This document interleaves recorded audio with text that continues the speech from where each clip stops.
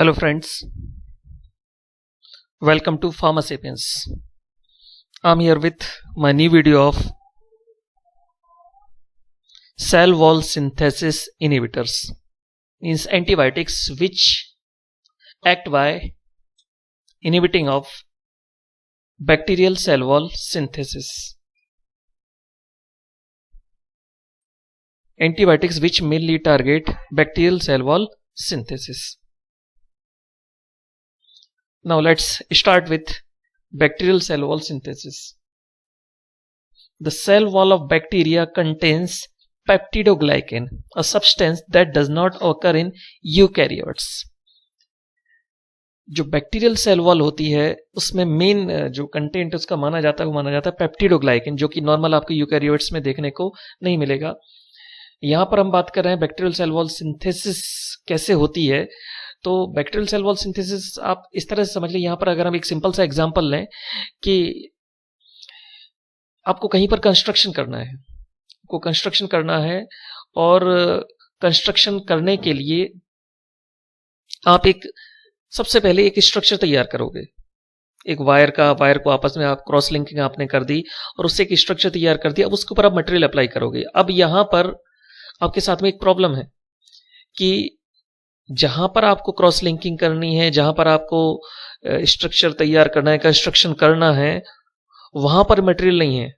Material है, एक barrier बना हुआ है, बैरियर के दूसरी तरफ, बैरियर के अंदर की तरफ पूरा मटेरियल रखा है और कंस्ट्रक्शन आपको बैरियर के बाहर की तरफ करना है। एक बैरियर लगा हुआ है तो बैरियर के अंदर की तरफ पूरा मटेरियल है और बैरियर के बाहर की तरफ आपको वहां पर कंस्ट्रक्शन करना है। तो आप क्या करोगे? सिंपल एक तरीका आप अपना सकते हो कि कैरियर भेज दो, वहां पे कैरियर जाएगा अंदर के तरफ जाएगा, अंदर ना जाके बिल्कुल उसके बैरियर के पास में जाएगा और वहां जाके वो पहुंचा। वहां पे 3 जगह जो जरूरी सामान जहां पे रखा था है वो उसमें कैरियर में टो होता जाएगा और वो आपके पास बाहर की तरफ ले आएगा। बाहर आप उसको अनलोड कर लोगे, फिर उस कैरियर को आप भेज दोगे। आप सिंपल इमेजिन करो कि आप एक बैरियर के बाहर की तरफ कहीं भी कंस्ट्रक्शन कर रहे हैं और बीच में एक बैरियर लगा हुआ है और मटेरियल पूरा बैरियर के अंदर रखा हुआ है। अब मटेरियल लाने के लिए आपने एक ट्रक भेज दिया, ट्रक पहुंचा, वहां पे 3 जगह रुका, ट्रक 3 जगह रुका। एक जगह से ईंटें लेनी थी, एक जगह से सीमेंट लेना था, सीमेंट ले लिया, एक जगह से वायर लेने थे, वो ले लिए, और भी दूसरी चीजें लेनी थी, वो ले ली। अब पूरा सामान लेके वो बाहर आपकी तरफ आ गया, आपने उसको अनलोड किया, फिर से खाली ट्रक को आपने भेज दिया। तो बिल्कुल यहाँ पर बैक्टीरियल सेल वॉल सिंथेसिस भी यहाँ पर इसी तरीके से होती है। अब यहाँ पर आप देखेंगे स्ट्रक्चर में कि 2 पार्ट है यहाँ पे, इनसाइड ऑफ द सेल और आउटसाइड ऑफ द सेल। तो जो स्ट्रक्चर तैयार होना है ये बाहर की तरफ, आउटसाइड द सेल, यहां पर स्ट्रक्चर तैयार होना है। और मटेरियल कहां पर है? पूरा इनसाइड द सेल। मटेरियल कहां पर है? यहां पर इनसाइड द सेल, यहां पर मटेरियल है। और मटेरियल सेल के अंदर जो मटेरियल है ये हाइड्रोफिलिक है। अब ये हाइड्रोफोबिक मेम्ब्रेन से क्रॉस होके कैसे जाएगा? तो इसको क्रॉस करवाने के लिए यहां पर ये कैरियर है C55 लिपिड कैरियर, जो कि यहां पर इसको क्रॉस करवाने के लिए, जो इसको क्रॉस करवा के लाएगा। इनसे C55 लिपिड कैरियर जाएगा, यहां गया, यहां इसको मटेरियल मिल गया, फिर यहां पे मिल गया, फिर यहां पर मिल गया, और ये मटेरियल ले जाके ये लिपिड कैरियर यहां पे लाया, यहां पर अनलोड हुआ और फिर यहां पे गया। और ये लगातार ये साइकिल यहां पर लगातार चलती रहती है। तो एक सबसे पहले एक स्ट्रक्चर तैयार होगा, स्ट्रक्चर तैयार होने के बाद उसको मटेरियल मिलता जाएगा, एक शेप तैयार होगा। उस शेप के कारण बैक्टीरियल सेल वॉल को इतनी ताकत मिल पाएगी, इतनी स्ट्रेंथ मिल पाएगी वो, ताकि वो रेजिस्टेंस डेवलप कर सके इंटरनल ऑस्मोटिक प्रेशर के अगेंस्ट। जो बैक्टीरिया के अंदर होता है हाई इंटरनल ऑस्मोटिक प्रेशर होता है। अगर सेल वॉल डेफिशिएंट बैक्टीरिया होगा तो वहां पे इंटरनल ऑस्मोटिक प्रेशर वो रेजिस्ट नहीं कर पाएगा, उसके अगेंस्ट रेजिस्टेंस डेवलप नहीं कर पाएगा, स्वेल हो जाएगा, बस्ट हो जाएगा। तो यहां पर जो रिजिडिटी है बैक्टीरियल सेल को, जो शेप है, जो ताकत है, वो देते हैं बैक्टीरियल सेल वॉल। और बैक्टीरियल सेल वॉल की सिंथेसिस इसी तरीके से यहाँ पे होती है। मींस जो हाइड्रोफिलिक मटेरियल है वो सेल के अंदर प्रेजेंट है, साइटोप्लाज्म में प्रेजेंट है, और जो कंस्ट्रक्शन होना है, जो सिंथेसिस होनी है वो बाहर की तरफ होनी है। तो लिपिड कैरियर जो है वो यहाँ पर उन मटेरियल्स को अंदर से बाहर की तरफ लाने का काम करता है। तो यहां पर हम बात कर रहे थे the cell wall of bacteria contains peptidoglycan. जैसे पेप्टिडोग्लाइकेन होते हैं जो नॉर्मली यूकैरियोट्स में देखने को नहीं मिलते हैं। इसको आप इस तरह से मान सकते हैं कि ये एक स्ट्रेचेबल स्ट्रिंग बैग है जिसने कि एनक्लोज करके रखा है पूरे बैक्टीरिया को। अब ये अलग अलग हो सकता है, पेप्टिडोग्लाइकेन जो है वो अलग अलग हो सकता है। जैसे कि in gram negative bacteria this bag consist of a single thickness, thickness बहुत कम रहती है इसकी। But in gram positive bacteria, अगर ग्राम पॉजिटिव बैक्टीरिया की बात करें, there may be as many as 40 layer of peptidoglycan. Peptidoglycan की लगभग 40 लेयर वहां पर हो सकती हैं। Each layer consist of multiple backbones of amino sugars. हर लेयर में मल्टीपल बोन हो सकती हैं अमीनो शुगर की। अभी अमीनो शुगर से ये क्या हो सकते हैं आपके, एक तो जैसे एम है एन एसिटाइल म्यूरामिक एसिड, और जी है यहाँ पर एन एसिटाइल ग्लूकोसामीन। तो एम क्या है आपका, एन एसिटाइल म्यूरामिक एसिड, और जी क्या है यहाँ पर, एन एसिटाइल ग्लूकोसामीन। नॉर्मली इनको हम नाम और नाग बोलते हैं। नाम हो गया एन एसिटाइल म्यूरामिक एसिड और नाग हो जाएगा एन एसिटाइल ग्लूकोसामीन। तो एन एसिटाइल म्यूरामिक एसिड और N acetyl glucosamine. N acetyl muramic acid की बात अगर हम करें तो N acetyl muramic acid having short peptide side chain that are cross linked to form polymeric lattice. ये जो एन एसिटाइल म्यूरामिक एसिड है, एन एसिटाइल म्यूरामिक एसिड के साथ एक छोटी सी पेप्टाइड की साइड चेन यहाँ पे रहती है। और ओवरऑल अगर हम देखें इसकी, अगर पेप्टिडोग्लाइकेन की बात करें, पेप्टिडोग्लाइकेन यहाँ पर जो है पेप्टिडोग्लाइकेन की बात करें तो लगभग 10 से 15% जो ड्राई वेट होता है सेल का, ये केवल इसी के कारण होता है, पेप्टिडोग्लाइकेन के कारण होता है। यहाँ पे क्रॉस लिंकिंग में मेन रोल प्ले करता है ग्लाइसिन। यहाँ पे आपको दिख रहा है 5 ग्लाइसिन रेसिड्यू यहाँ पर आपको दिख रहे हैं, 1 2 3 4 5 यहाँ पे दिख रहे हैं। अब ये जरूरी नहीं हमेशा ये 5 रहें ग्लाइकोडेन। यहाँ पे ये देखें आप, ये स्काई ब्लू कलर से ये दिखाए हुए हैं ग्लाइसिन, 5 ग्लाइसिन रेसिड्यू। ये सेल टू सेल ये डिफर कर सकते हैं। यहाँ पर हमने एग्जांपल लिया है, जो हमने यहाँ पर एग्जांपल लिया है ये स्टेफाइलोकोकाई का एग्जांपल लिया है। In staphylococci they consist of 5 glycine residue. Staphylococci में ये 5 ग्लाइसिन रेसिड्यूज यहाँ पे होते हैं। ग्रीन कलर से ये जो हमने ये दिखाए एमिनो एसिड्स हैं पेप्टाइड साइड चेन के, म्यूरामिक एसिड से जो जुड़े हुए हैं। तो हम यहाँ पे शुरू करते हैं। यहाँ पे सबसे बड़ी जो प्रॉब्लम आने वाली है कि मटेरियल जो है वो अंदर प्रेजेंट है और जो बिल्डिंग ब्लॉक्स हैं वो अंदर प्रेजेंट है, जो मटेरियल है अंदर प्रेजेंट है, और कंस्ट्रक्शन आउटसाइड सेल होने वाला है। So to build up this very large insoluble peptidoglycan layer on the outside of the cell membrane, the bacterial cell has the problem of how to transport the hydrophilic cytoplasmic building blocks। कैसे इन building blocks को बाहर की तरफ वो क्या कर सके, transport कर सके। अब ये किसके थ्रू हो पाता है, यहाँ पर पहले भी अभी हमने बात की है C55 lipid career. C55 lipid career जो है यहाँ पे, इसको C55 नाम क्यों दिया गया, because it contains 55 carbon atoms. तो ये टोइंग का काम करेगा, ये टो करेगा इनको बिल्डिंग ब्लॉक्स को across the membrane. This very large lipid carrier tows building blocks across the membrane. यहां पर इस प्रोसेस को हम देखते हैं, हम शुरुआत से देखते हैं। शुरुआत से एम जो आपको दिख रहा है यहाँ पे, एम में यहां पर ये है ट्राइपेप्टाइड है, ट्राइपेप्टाइड एम है आपका एन एसिटाइल म्यूरामिक एसिड, किसके साथ में है, ट्राइपेप्टाइड के साथ में है। इससे आके 2 और अमीनो एसिड रेसिड्यू जुड़ेंगे तो ट्राइपेप्टाइड काय में कन्वर्ट हो जाएगा, पेंटापेप्टाइड में।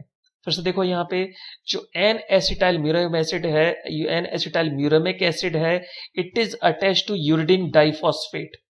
क्या है यहाँ पर, यूरिडीन डाइफॉस्फेट है, यूरिडीन डाइफॉस्फेट है। इसमें 3 पेप्टाइड हैं, 2 और इससे आके जुड़ जाएंगे तो ट्राइपेप्टाइड काय में कन्वर्ट हो जाएगा, पेंटापेप्टाइड।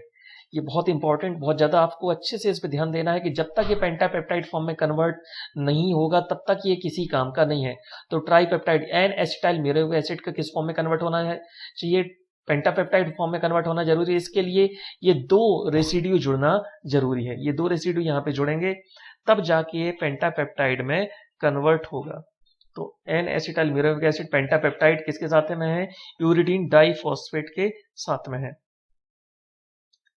Now, this is followed by a reaction with UDP N acetyl glucosamine, यहाँ पर एक यूडीपी एन एसिटाइल ग्लूकोसामीन के साथ में यहाँ पर एक रिएक्शन होने वाली है।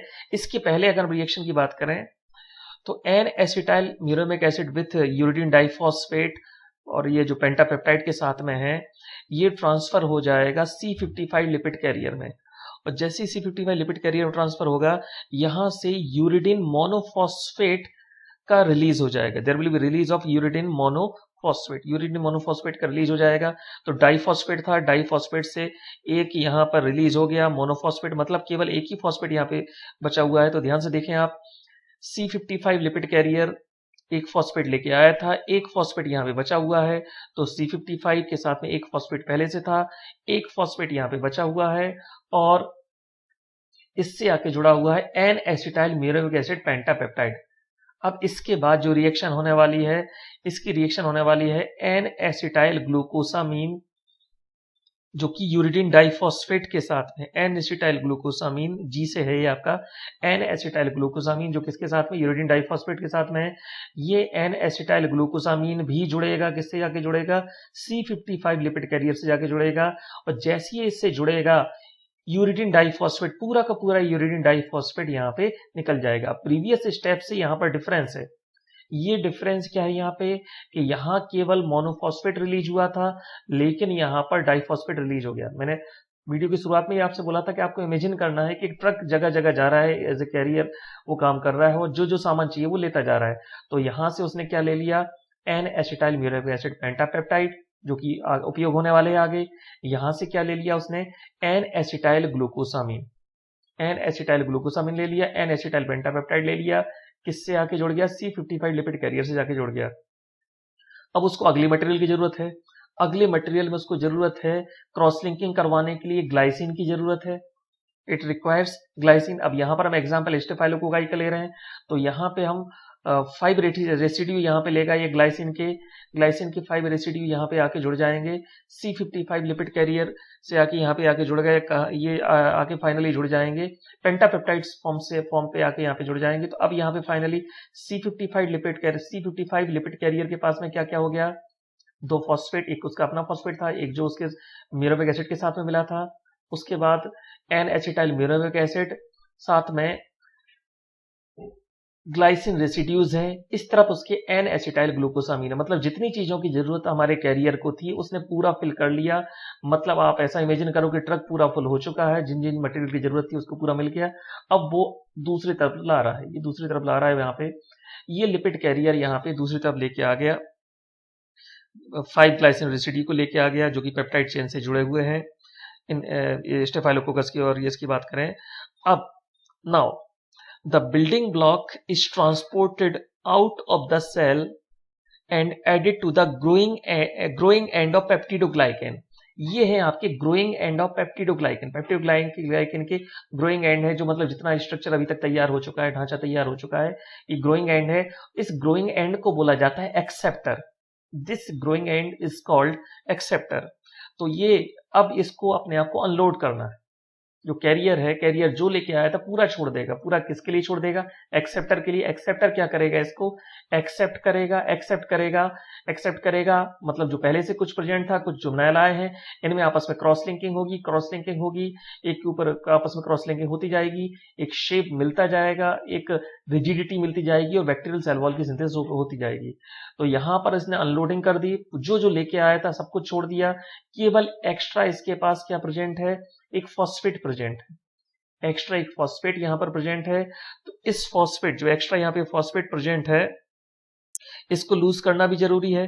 So now the lipid carrier loses one phosphate group and thus become available for another cycle, और एक नई साइकिल के लिए ये अवेलेबल हो गया। फिर से यहां पर हम इसको देखते हैं, C55 लिपिड कैरियर एक फॉस्फेट को लेके आया, इससे यहां पे जुड़ा हुआ है आपका इससे यहां पे जुड़ने के लिए तैयार एन एसिटाइल म्यूरेमिक एसिड पेंटापेप्टाइड। लेकिन इसके लिए भी पहले ये ट्राइपेप्टाइड फॉर्म में था, ट्राइपेप्टाइड पेंटापेप्टाइड फॉर्म में कन्वर्ट हुआ, यूडीपी साथ में, यूरिडीन डाइफॉस्फेट यहाँ पे साथ में है, यहाँ पे जुड़ा। जैसे यहाँ पर ये अटैच हुआ, एन एसिटाइल म्यूरेमिक एसिड पेंटापेप्टाइड यहाँ पर अटैच हुआ, डाइफॉस्फेट से एक ये मोनोफॉस्फेट यहाँ पे निकल गया, तो एक फॉस्फेट यहाँ पे बचा। तो C55 लिपिड कैरियर के पास में क्या आगे एक्स्ट्रा आ गया, एक फॉस्फेट आ गया, एन एसिटाइल म्यूरेमिक एसिड पेंटापेप्टाइड के साथ में आ गया। अब आगे चला, ये आगे इसको मिला एन एसिटाइल ग्लूकोसामिन यूडीपी के साथ में, यूडीपी कंप्लीटली स्प्लिट ऑफ हो जाएगा, ये पूरा यूडीपी निकल जाएगा और एसिटाइल ग्लूकोसामिन यहाँ पे आके जुड़ जाएगा, एन एसिटाइल ग्लूकोसामिन यहाँ पे आके जुड़ गया। अब आगे क्रॉस लिंकिंग के लिए इसकी जरूरत है ग्लाइसिन रेसिड्यू की, ग्लाइसिन रेसिड्यू यहाँ पेंटापेप्टाइड से आके बाइंड हो गया। जिस जिस मटेरियल की जरूरत थी C55 लिपिड कैरियर ने उसको ले लिया और ये ले जाके उसको अब जो अक्रॉस द मेम्ब्रेन उसको आगे आउटसाइड द उसको सेल उसको भेजना था, तो यहाँ पे आके वो ले आया। अब इसकी अनलोडिंग होनी है, पूरा मटेरियल किसको दे देगा, एक्सेप्टर को दे देगा, क्रॉस लिंकिंग होगी, स्ट्रक्चर तैयार हो करेगा, शेप बनेगा, मतलब बैक्टीरियल सेल वॉल सिंथेसिस यहाँ पर होगी और अनलोडिंग होगी। अनलोडिंग होने के बाद यहाँ पर फिर से तैयार हो जाएगा लिपिड C55 लिपिड कैरियर, लेकिन इसमें एक्स्ट्रा एक फॉस्फेट प्रेजेंट है, ये अपने इस एक्स्ट्रा फॉस्फेट को लूज करेगा, तभी जाके यहाँ पर तैयार हो पाएगा। अब हम यहाँ पर देखते हैं तो बैक्टीरियल सेल वॉल सिंथेसिस, अब यहाँ पे देख सकते हैं कि हमारे ड्रग्स का टारगेट क्या हो सकता है। अब ड्रग को क्या करना है कि बैक्टीरियल सेल वॉल सिंथेसिस को इनहिबिट करना है, तो यहाँ टारगेट क्या हो सकता है, एक टारगेट ये हो सकता है कि अगर हम इस ट्राइफॉस्फेट को, ट्राइपेप्टाइड को पेंटापेप्टाइड में कन्वर्ट ना होने दें तो ये किसी काम का नहीं रहेगा, एन एसिटाइल म्यूरेमिक एसिड। या फिर हम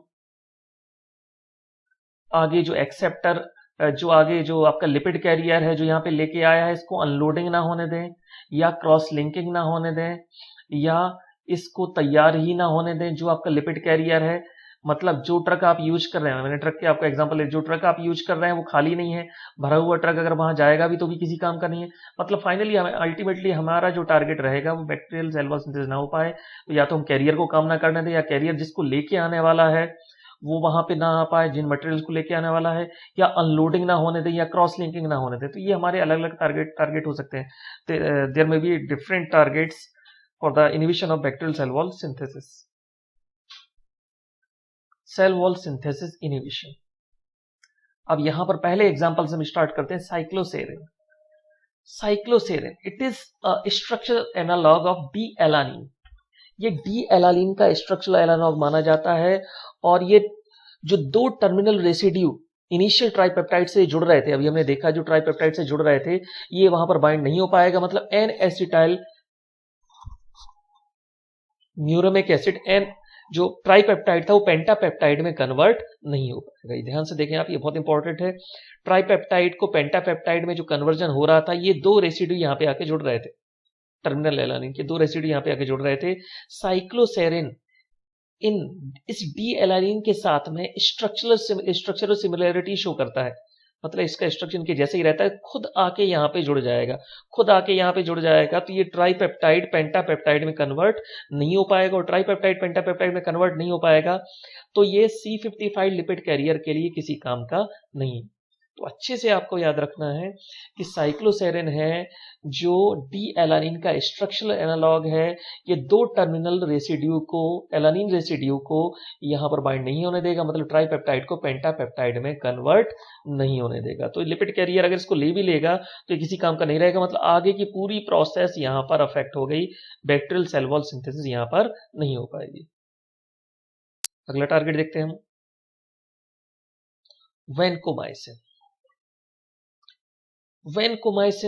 वैनकोमाइसिन क्या काम करता है, it inhibit the release of building block unit from the carrier and thus preventing its addition to the growing end of the peptidoglycan. It inhibits the release of building block unit from the carrier and thus preventing its addition to the growing end of the peptidoglycan. It binds tightly to the terminal D-ALA sequence and prevent its release from the carrier so that further transpeptidation cannot take place. अगला target हमारा क्या है, हम career की unloading ही ना होने दें, career को खाली ही ना होने दें, तो वो कैरियर अवेलेबल ही नहीं हो पाएगा अगले स्टेप के लिए, अगली साइकिल के लिए। वो इस तरीके से हो सकता है वैनकोमाइसिन। यहां पर जो अनलोडिंग होने वाली थी, अनलोडिंग को कैसे रोक दिया कि ये खुद ये जो डी एलानिन के जो सीक्वेंस है, डी एलानिन के जो सीक्वेंस है, ये खुद जाकर उसके टर्मिनल पार्ट पे, लास्ट पार्ट पे जाके जुड़ गया वेनकोमाइसिन, और खुद यहाँ पर जाकर जुड़ गया। अगर सेल्फ अगर यहाँ पे जाके अटैच हो जाएगा तो ये जो C55 लिपिड कैरियर है, ये यहाँ पर अनलोड नहीं हो पाएगा। जो मटेरियल ये लेके आया था, ये उसको यहाँ पर खाली नहीं कर पाएगा। मतलब ये नई साइकिल के लिए लिपिड कैरियर अवेलेबल नहीं हो पाएगा। तो वेनकोमाइसिन हमारे यहाँ पे काम करता है। ये टर्मिनल डीएलआर सीक्वेंस से जाके बाइंड हो जाता है, इसके रिलीज को रोक देता है कैरियर से, और रिलीज को रोक देगा मतलब फर्दर ट्रांसपेप्टाइडेशन वहां पे नहीं हो पाएगा, आगे लिपिड कैरियर अवेलेबल भी नहीं रहेगा नई साइकिल के लिए। तो आपका यहां पर बाइंड हो रहा, शुरुआत में यहां पर बाइंड हो रहा था साइक्लोसेरिन, और यहां पर आपका काम कर रहा है वेनकोमाइसिन।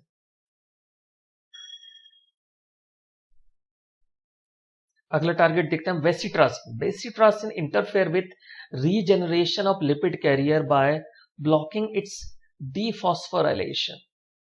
अभी हमने देखा था कि जब तक ये लिपिड कैरियर काम का नहीं है, जब तक कि इसमें एक्स्ट्रा ये फॉस्फेट अटैच है, केवल सिंगल फॉस्फेट हमें चाहिए तब ये काम का रहेगा। तो ये जो एक्स्ट्रा फॉस्फेट अटैच है, यहां पर डीफॉस्फोरिलेशन होना जरूरी है। अगर ये डीफॉस्फोरिलेशन यहां पे नहीं हो पाएगा, अगर डीफॉस्फोरिलेशन यहां पे नहीं हो रहा है, तो ये दो फॉस्फेट यहां पर अवेलेबल बने रहेंगे, और दोनों फॉस्फेट यहां पर अवेलेबल बने रहेंगे, मतलब नई साइकिल यहां पर स्टार्ट ही नहीं हो पाएगी। ये बिल्कुल इसी तरह से है कि हमने ट्रक तो भेज दिया लेकिन ट्रक खाली नहीं है, तो वो कोई मटेरियल लेके नहीं आ पाएगा। तो यहां पर लिपिड कैरियर का डीफॉस्फोरिलेशन होना जरूरी है, और बेसिट्रासिन क्या करेगा, रीजनरेशन नहीं होने देगा, इसके डीफॉस्फोरिलेशन नहीं होने देगा, C55 लिपिड कैरियर का रीजनरेशन वहां पे नहीं हो पाएगा। तो एक लाइन में आपको याद रखना है, bacitracin block the regeneration of lipid carrier. इसके लिपिड कैरियर के रीजनरेशन रोकता है, मतलब नई साइकिल वो स्टार्ट नहीं होने देगा। बीटा लैक्टम एंटीबायोटिक्स, इनके बारे में पिछले वीडियो में हमने डिस्कस किया है, इनका कंप्लीट मोड ऑफ एक्शन भी हमने डिटेल में वहां पे समझा है। इस वीडियो के डिस्क्रिप्शन में मैं लिंक दे दूंगा उस प्रीवियस वीडियो की। तो बीटा लैक्टम एंटीबायोटिक्स पेनिसिलिन हैं, सेफेलोस्पुरिन हैं, आपके मोनोबैक्टाम्स हैं।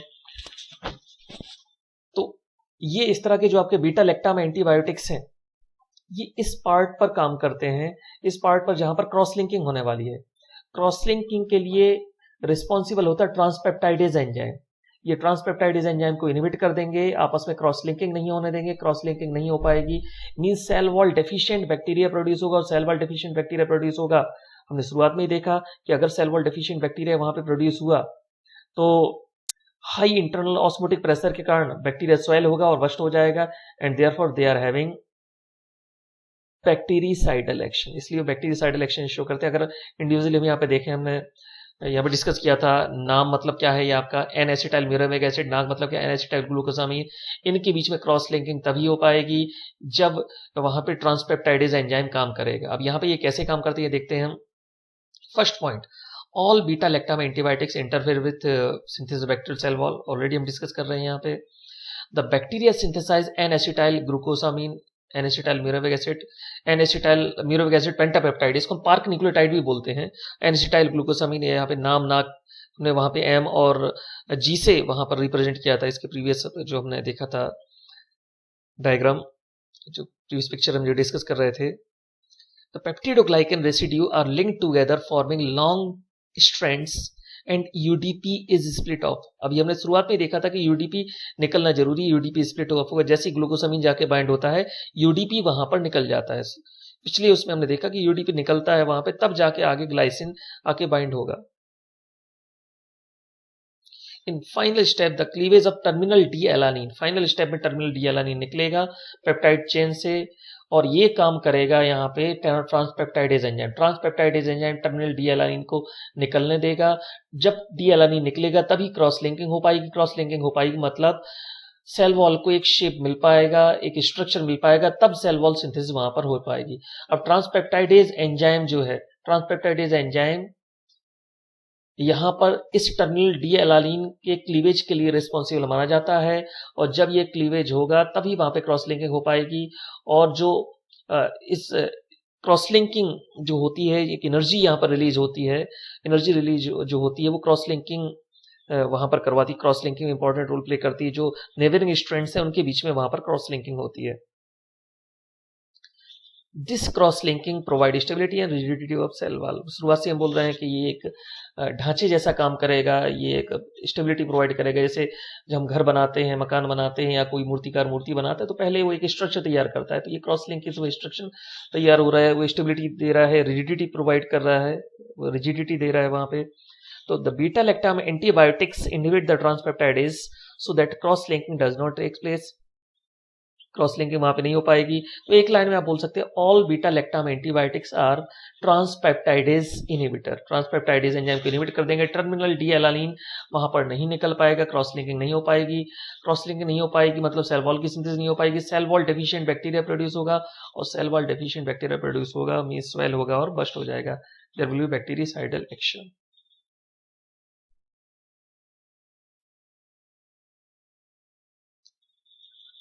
अब यहां पर बीटा लैक्टम एंटीबायोटिक स्पेशली ये बोला जाता है कि पेप्टिडोग्लाइकेन जो यूकैरियोट्स के लिए बहुत ज्यादा इनका कोई ऐसा इंपॉर्टेंट यहाँ पे रोल नहीं है, ये बैक्टीरिया के लिए यूनिक माने जाते हैं। तो ये ह्यूमन के लिए अगर देखा जाए तो प्रैक्टिकली ये नॉन टॉक्सिक माना जाता है अगर इस पॉइंट ऑफ व्यू से देखें। बाकी तो और बहुत सारी टॉक्सिसिटी बीटा लैक्टम एंटीबायोटिक्स की, लेकिन इस तरह से इनकी टॉक्सिसिटी नहीं मानी जाती क्योंकि पेप्टिडोग्लाइकेन का ह्यूमन सेल में कोई ऐसा इंपॉर्टेंट यहाँ पर रोल नहीं है। यूनिक है किसके लिए? बैक्टीरिया के लिए। तो ये आप अगर ओवरऑल यहाँ पे देखें तो ये बैक्टीरियल सेल वॉल कैसे सिंथेसाइज की जाती है, बैक्टीरिया कैसे सेल वॉल सिंथेसाइज करता है, ये यहाँ पर हमने देखा था। सबसे पहले पार्ट पे यहाँ पर साइक्लोसेरिन काम कर रहा था, वैनकोमाइसिन इस टर्मिनल पार्ट को रिलीज नहीं होने दे रहा था, मतलब अनलोडिंग नहीं होने दे रहा C55 लिपिड कैरियर की, मतलब ये लिपिड कैरियर किसी काम का नहीं था। बेसिट्रासिन डीफॉस्फोराइलेशन नहीं होने दे रहा था C55 लिपिड कैरियर का, मतलब इसका रीजनरेशन नहीं हो पाएगा। रीजनरेशन नहीं हो पाएगा मतलब ये किसी काम का नहीं रहेगा, नई साइकिल स्टार्ट नहीं हो पाएगी। बीटा लैक्टम एंटीबायोटिक्स के बारे में हमने पढ़ा, it is transpeptidase inhibitor. Transpeptidase enzyme को इनहिबिट कर देगा, क्रॉस लिंकिंग नहीं हो पाएगी, cell wall deficient bacteria produce होगा।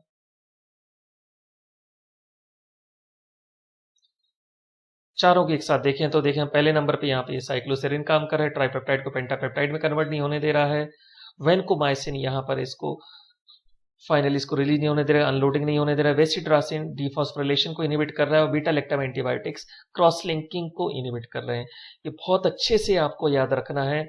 केवल आपने इतना याद रख लिया, इसका प्रीवियस इसके पहले एक और वीडियो मैंने यहाँ पर दिया था प्रोटीन सिंथेसिस इनहिबिटर, वो वीडियो और ये वीडियो, इनको दो वीडियो का अगर आप तैयार कर लें तो 80% आपके एंटीबायोटिक्स के मोड ऑफ एक्शन बिल्कुल क्लियर हो जाएंगे। क्योंकि यहाँ पर ये आपको क्लियर हो रहा है कि एक्चुअली कौन सा ड्रग कौन से पार्ट पे काम कर रहा है।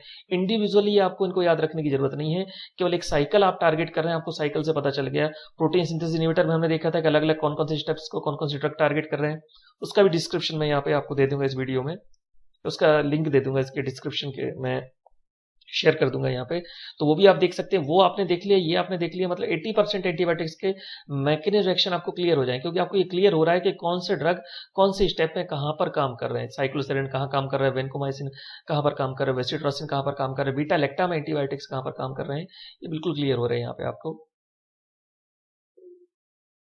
तो एंटीबैक्टीरियल ड्रग की अगर हम बात करें, ये क्लासिफिकेशन बहुत इंपॉर्टेंट है आपके हर तरह के एग्जाम के पॉइंट ऑफ व्यू से।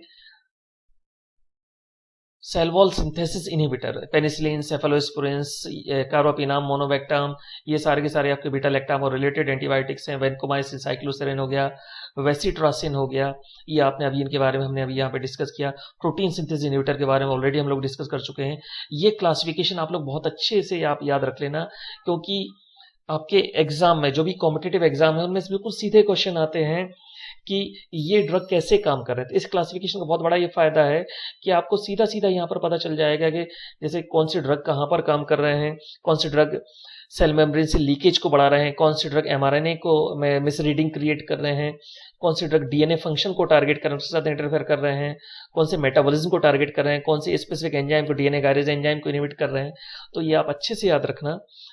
इसमें स्पेशली ये वाला पार्ट हम यहाँ पे इस वीडियो हमने डिस्कस किया, सेल वॉल सिंथेसिस इनहिबिटर और इसको हम प्रीवियस वीडियो में डिस्कस कर चुके, प्रोटीन सिंथेसिस। तो दो बहुत इंपॉर्टेंट पार्ट, फिर से मैं ये रिपीट कर रहा हूँ कि ये दो आपने अगर याद कर लिए तो 80% आपके जो ड्रग हैं कीमोथेरेपी के, जो मेन एंटीबायोटिक्स हैं, उनका मोड ऑफ एक्शन आपको यहाँ पर क्लियर हो जाएगा। आपको स्टेप भी वहां पर क्लियर हो जाएगा कि कौन से कहाँ पर काम कर रहे हैं।